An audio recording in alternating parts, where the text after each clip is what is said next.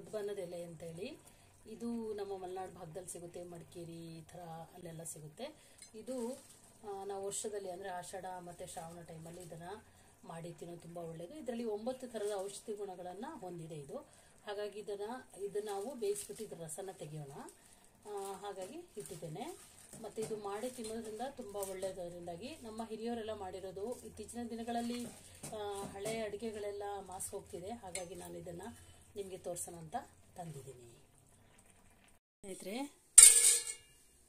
ನೋಡಿ, ಸ್ನೇಹಿತರೆ ತಯಾರಾಗಿದೆ. ಈಗ ನೋಡಿ, ನೀರು ಈ ಥರ ಈ ಕಲರ್ ಬಂದಿದೆ. ಹಾಗೆ ಇದೇ ಲೋಟದಲ್ಲಿ ನಾನು ಒಂದು ಲೋಟ ಅಕ್ಕಿನ ತಗೊಂಡಿದ್ದೀನಿ. ಇದರಲ್ಲಿ ನಾನು 1.5 ಲೋಟ ನೀರನ್ನು ಇದಕ್ಕೆ ಹಾಕಿ ಬೇಯಲಿಕ್ಕೆ ಇಡ್ತೀನಿ. ತಯಾರಾಗಿದೆ. ಇದಕ್ಕೆ ತುಪ್ಪ, ಜೇನುತುಪ್ಪ, ಸಕ್ಕರೆ ಹಾಕ್ಕೊಂಡು ತಿನ್ನಬೇಕು. ಇದರ ಸ್ಮೆಲ್ಲು ತುಂಬ ಚೆನ್ನಾಗಿರುತ್ತೆ. ಹಾಗೆ ನೀವು ಒಂದ್ಸತಿ ಮಾಡ್ಕೊಳ್ತೀನಿ. ಹಾಗೆ ಹೇಗೆ ಬಂತು ಅಂತ ನನಗೆ ಕಮೆಂಟ್ ಮಾಡಿ ತಿಳಿಸಿ. ನಿಮಗೆ ಈ ವಿಡಿಯೋ ಇಷ್ಟ ಆದಲ್ಲಿ ಲೈಕ್ ಮಾಡಿ, ಶೇರ್ ಮಾಡಿ, ಹಾಗೂ ಸಬ್ಸ್ಕ್ರೈಬ್ ಮಾಡ್ಕೊಳ್ಳಿ ಸ್ನೇಹಿತರೆ. Thank you so much. Healthy food with Geetanjali.